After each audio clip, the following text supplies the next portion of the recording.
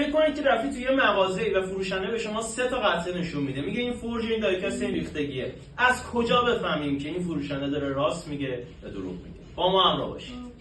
راه تشخیص تستیش رو الان میخوام توی 1 دقیقه بهت بگم. تشریف بیارید.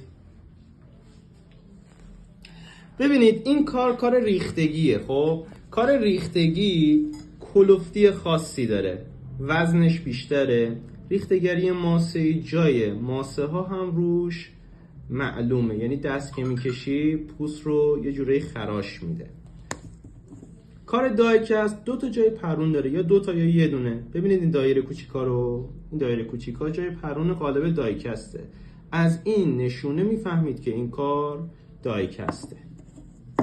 و اما کار فرج هیچ کدوم از نشونه های 2 تای قبلی رو نداره. این کار میشه فرج. کار فرج هم وزنش کمتره، هم ظرافتش بیشتره. این 3 تا کار رو در کنار هم مشاهده میکنید. پس شد ریختگی، دایکست و فرج. ریختگی به خاطر جای ماسه ها و وزن زیادش، دایکست جای پرون و فرج که هیچ کدوم از علامت 2 تای قبلی رو نداره. مرسی.